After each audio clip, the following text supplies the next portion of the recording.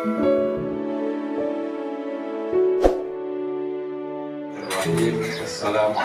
warahmatullahi wabarakatuh. Waalaikumsalam warahmatullahi wabarakatuh. Alhamdulillahirabbil alamin. Wassalatu wassalamu ala asyrafil anbiya'i wal mursalin wa ala alihi washabbihi ajmain, amma ba'du. Yang saya hormati Syekh Ali Alam, yang saya hormati Dewan Asatidz Pondok Pesantren Bina Insan Mulia, yang saya hormati Mr. Muhsin, yang saya hormati seluruh wali santri dan santri Pondok Pesantren Bina Insan Mulia. Alhamdulillah hari ini kita bisa melaksanakan istighosah bulanan yang sempat terhenti bulan lalu.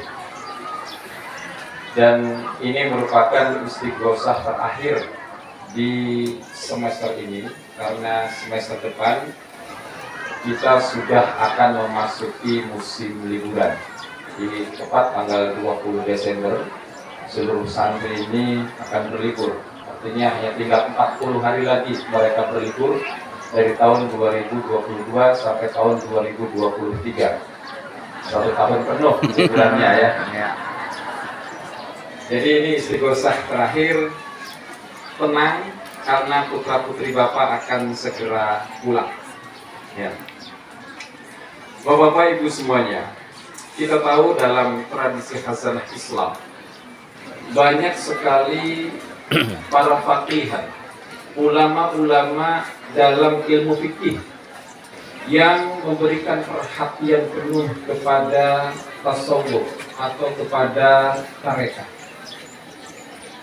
Bahkan Imam Asy-Syafi'i, imam mazhab yang kita anut di dalam beribadah secara fikih, beliau menyampaikan ada 3 hal yang beliau paling sukai. Yang pertama adalah tarkut takallum.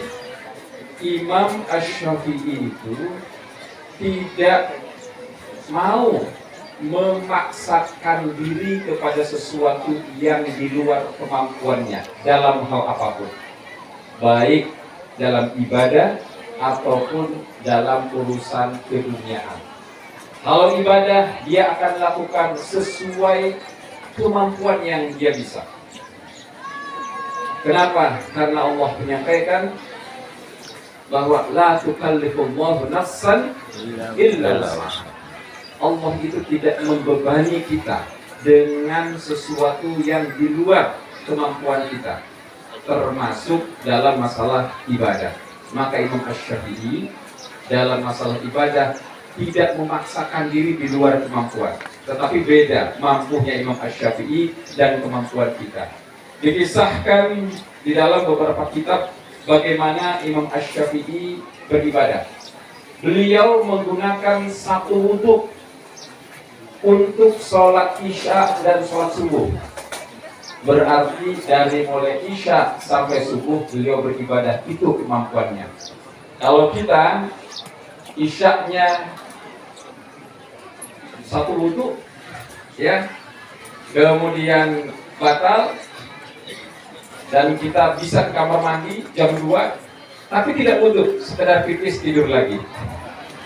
Jadi Imam Asy-Syafi'i sepanjang malam beliau itu beribadah. Itu yang dikatakan Imam Asy-Syafi'i tarkut takallum, meninggalkan sesuatu yang tidak bisa dia lakukan, tidak mau memaksakan diri. Itu yang pertama.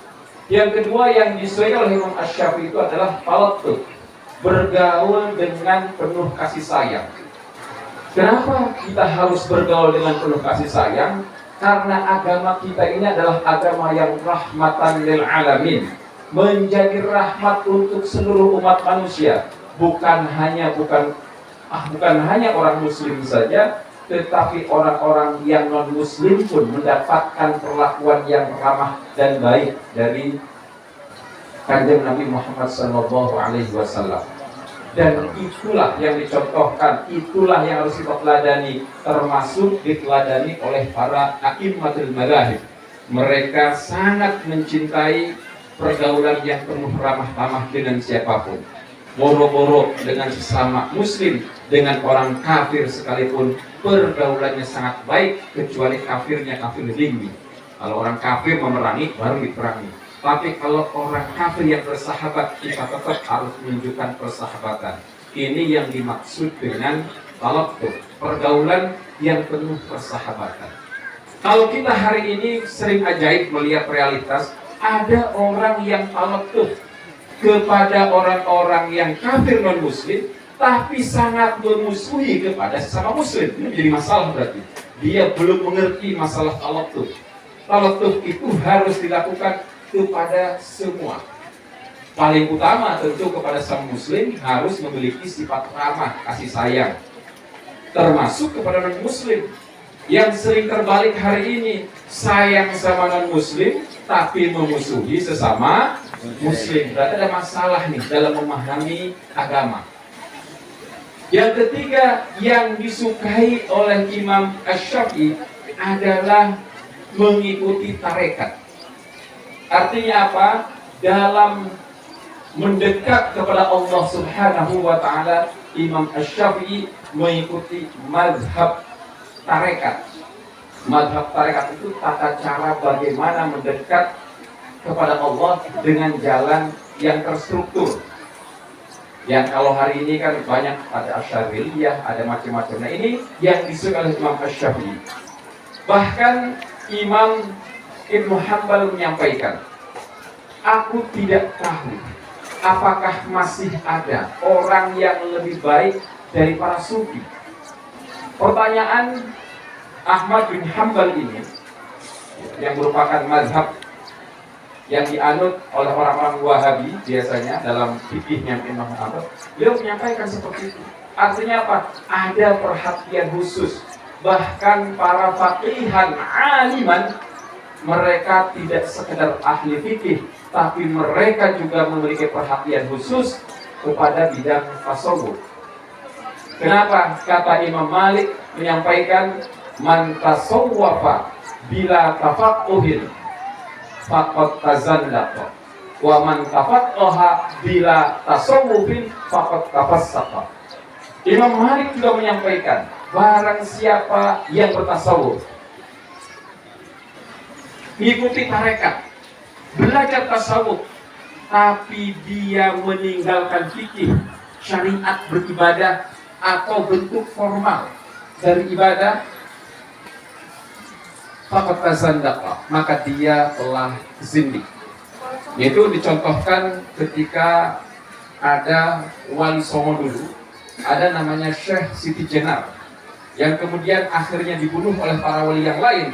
Dianggap oleh sebagian wali itu beliau tasawufan tapi tidak berfikih, jadi secara syariatnya itu menjauh.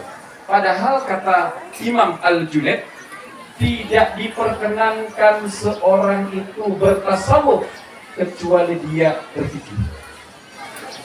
Kalau